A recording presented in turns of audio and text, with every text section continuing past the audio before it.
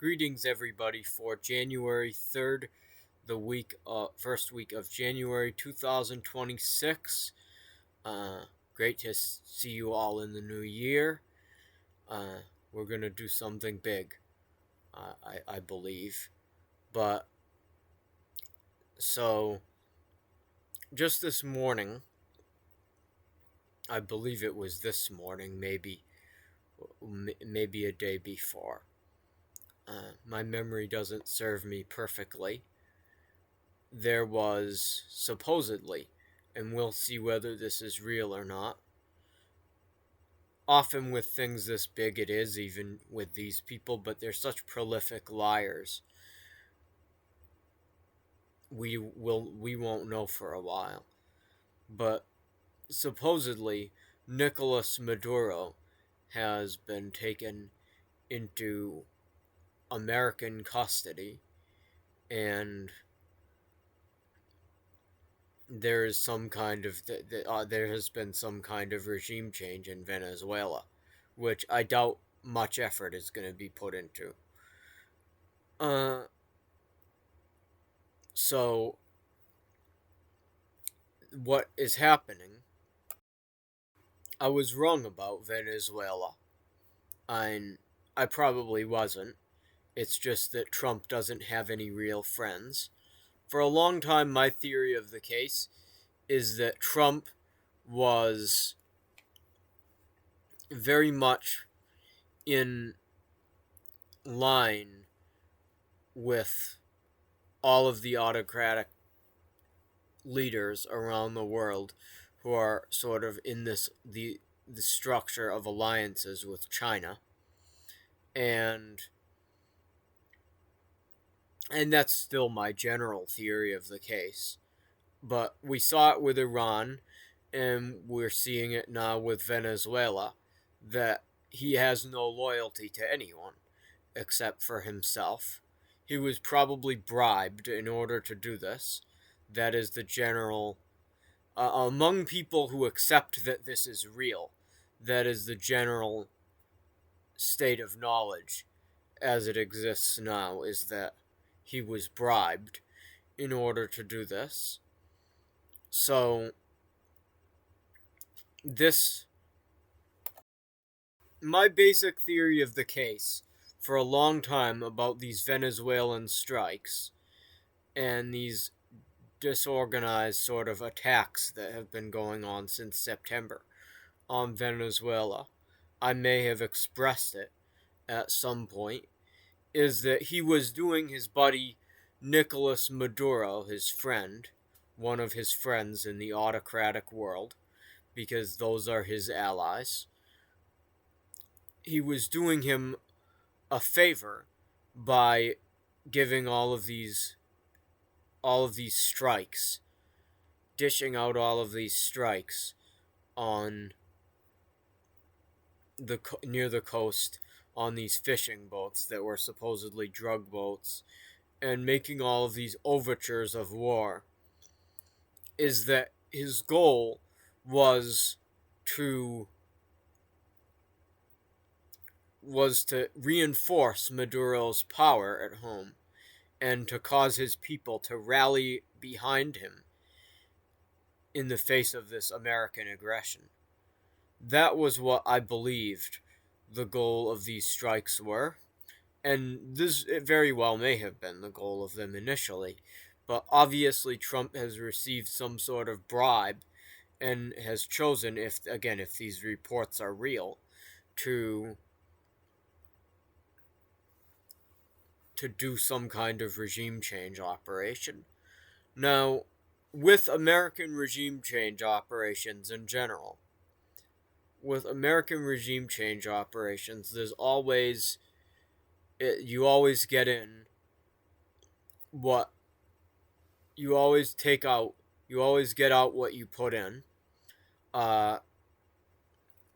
So in the case of the regime change operation in Germany or in Japan in 1945, the Japanese one was very light, but the German one was total, and it worked out very well because the people who were engaged in this operation they had a lot of political skill back at home. First of all, they were the people who did the New Deal and who helped transform the United States. So they had good political experience. They were not particularly corrupt.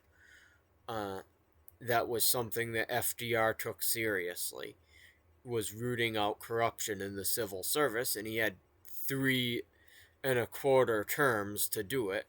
Little less than 3 1/4, but still, he had 4 terms to do it. And then Truman after him as well. A lot of the same middle level management positions were occupied by the same people between FDR and Truman. So that between them, 5 terms worth of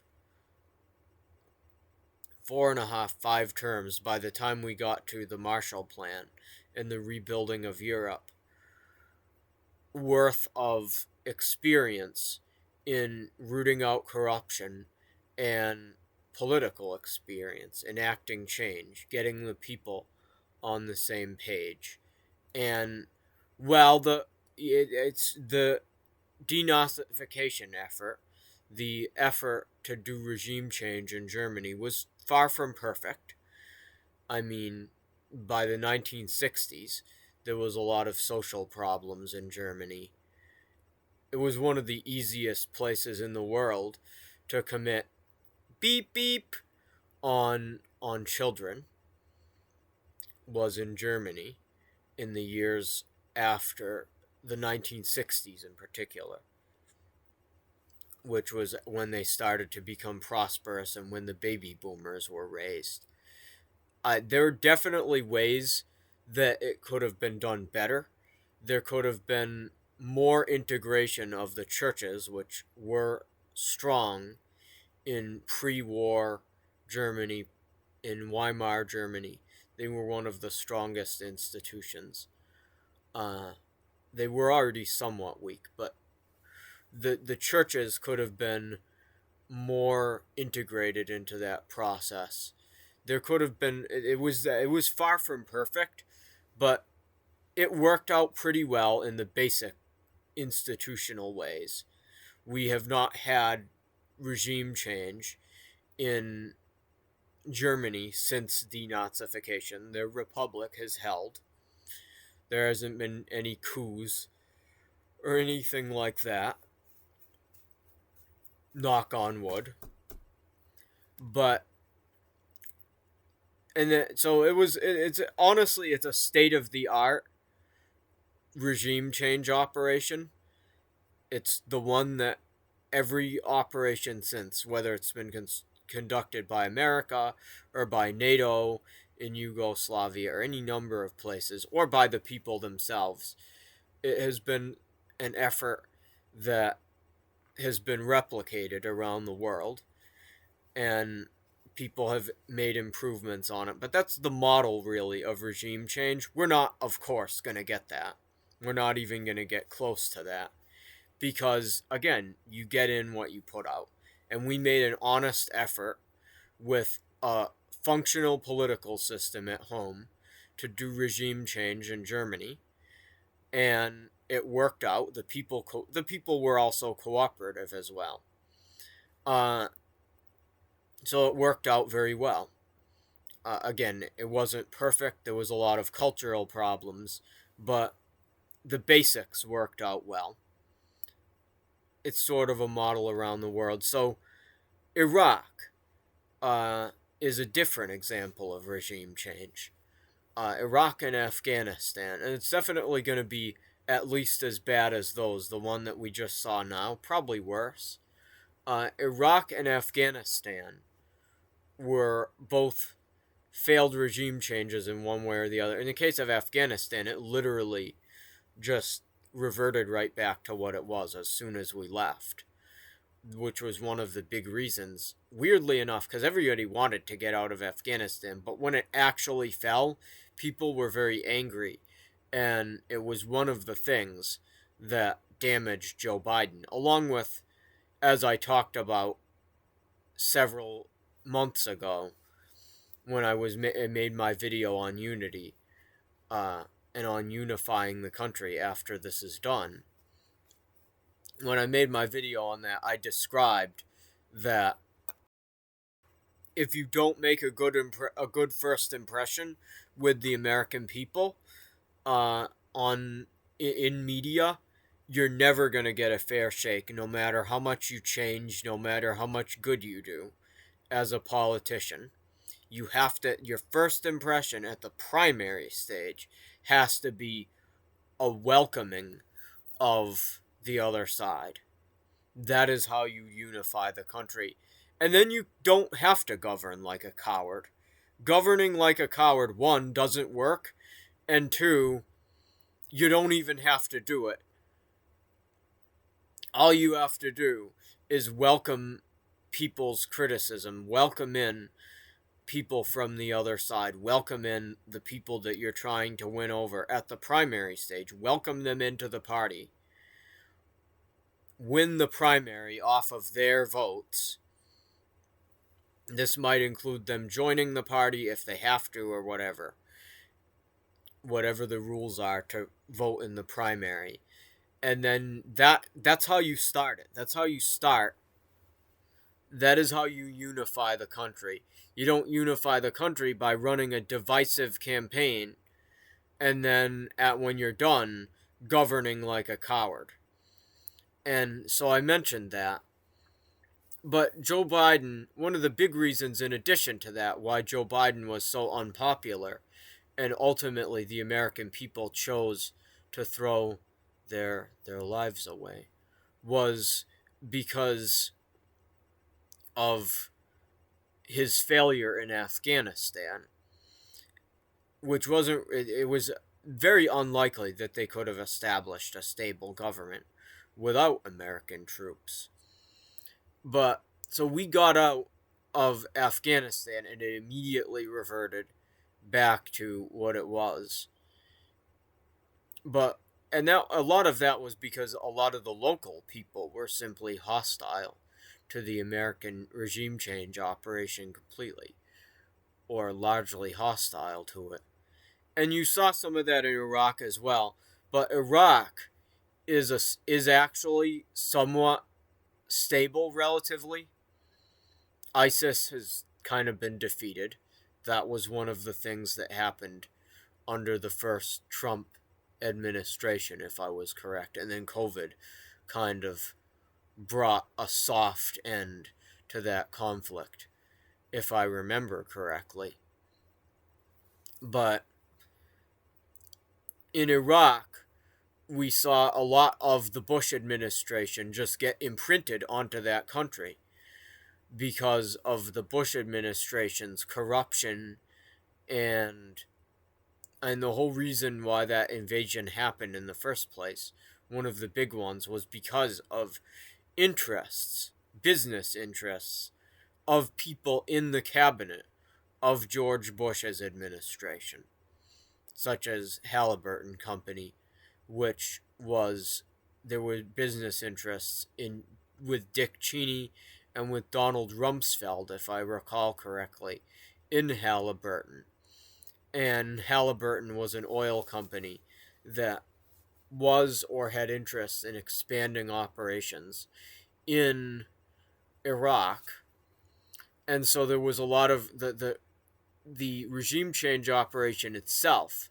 Saddam Hussein was obviously a dictator that needed to fall, but the regime change operation was done out of corruption. And so the state that has been created in its place has always had a corruption problem, which is one of the reasons why people have been motivated, along with global warming and other stuff like that, to form ISIS and to engage in all of this terror in Iraq over the years since the regime change, was because it was just such a corrupt, incompetent government. Because it was created by and for the United States under Bush, which was a highly corrupt country. And So either of these, we created a power vacuum in Afghanistan, which got filled by the same people who were there before.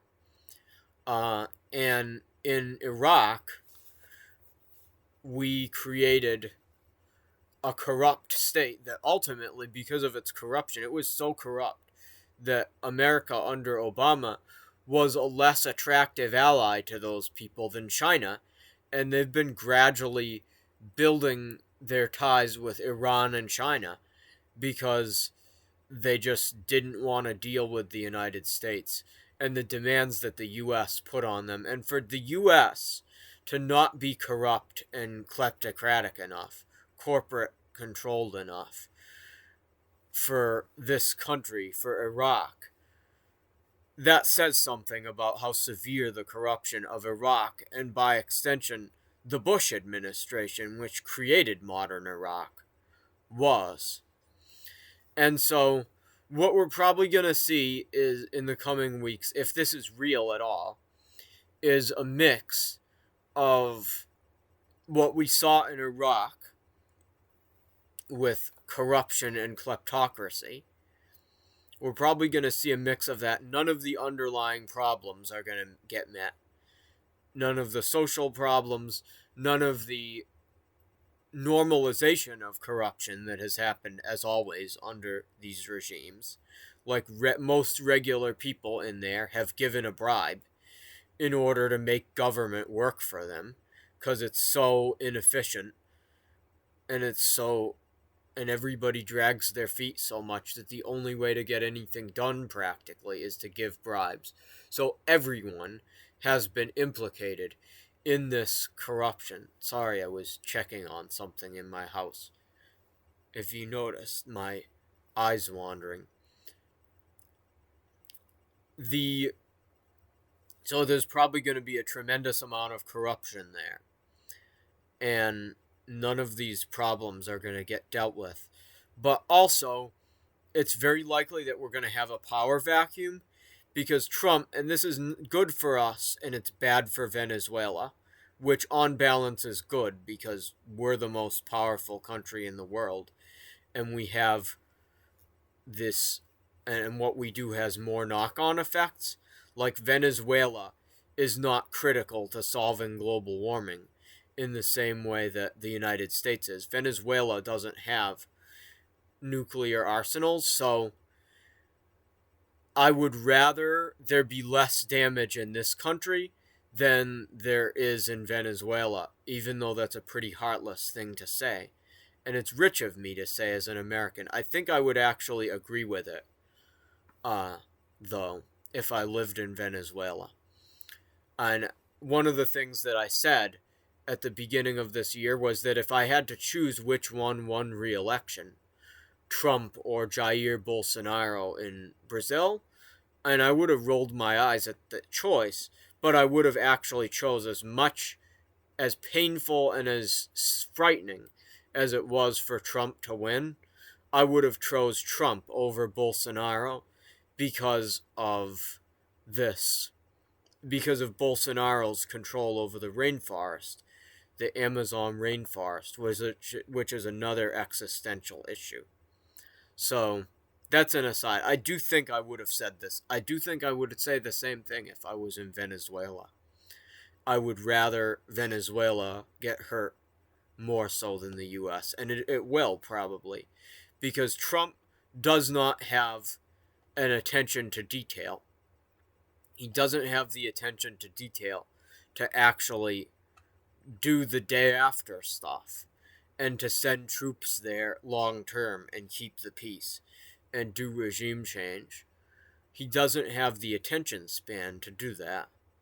And so I really think that I doubt that American troops are going to be sent there. I can almost bet you dollars to donuts that there's not going to be a draft in this country, which was something that we were all very concerned about in July of this year when Stephen Miller had the upper hand and was doing this regime change stuff all over the globe. He was trying to do war in Iran when Stephen Miller was in charge of our foreign policy for a while. That was a really concerning idea that we could have, and this was going all the way back to May, the idea of stuff going on in Iran leading to a draft, which would make it harder to organize against Trump in the borders of this country and remove him from power potentially, which is what the goal is going to be this year, hopefully. We'll be able to get him out of power. Several people, commentators, including Richard Murphy in the UK, have predicted that Donald Trump will lose power this year. And really, it's a question of making sure that J.D. Vance doesn't just get the power right after him. Obviously, he will, but making sure that hopefully he gets removed from power and all of the people in this administration get removed and we start fresh with someone, probably a Republican, from Congress. So that is something that we have to do. And it would be very hard to do that if we had a draft in this country. But it's much less likely that we will have a draft because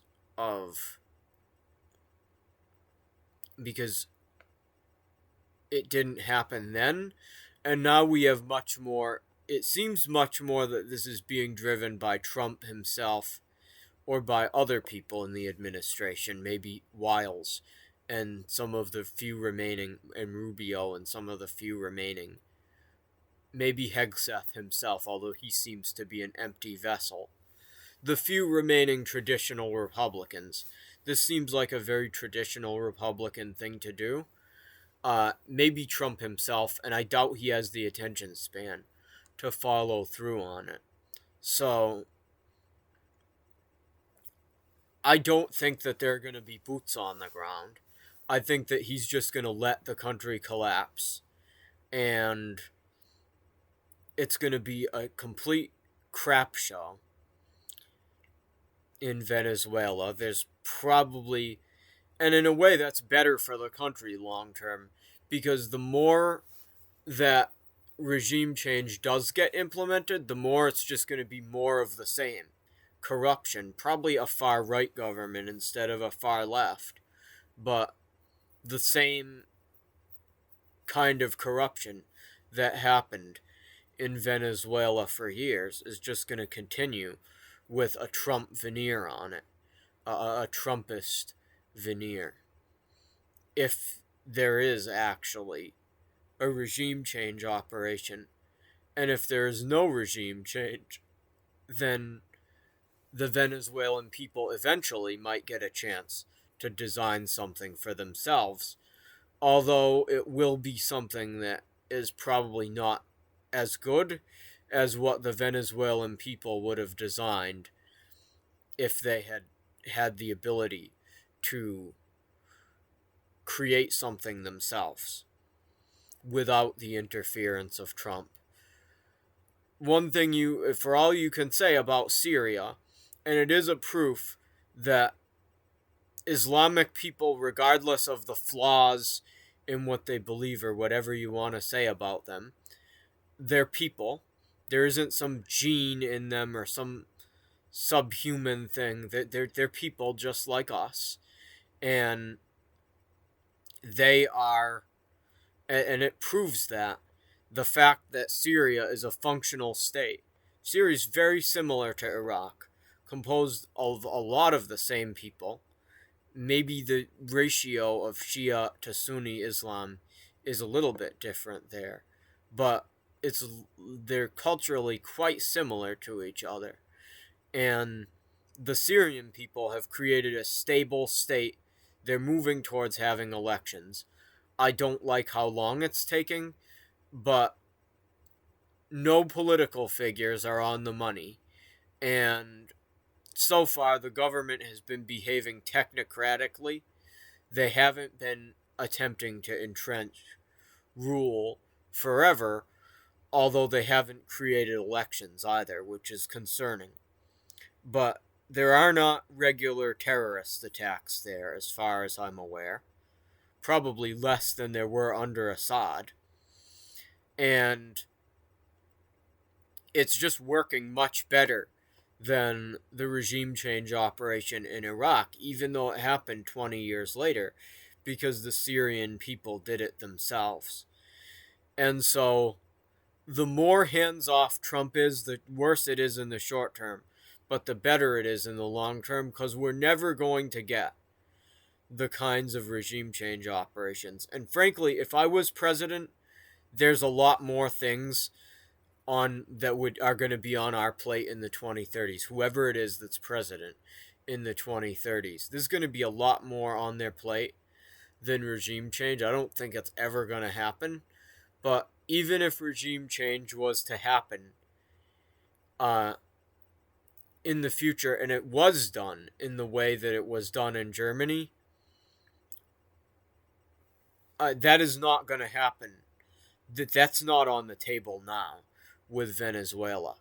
That is something that might happen somewhere else. But in Venezuela, the more hands off, the better, because it is always going to look like a Bush. It's always going to resemble Bush. It's going to be a complete crap show. It's going to be corrupt.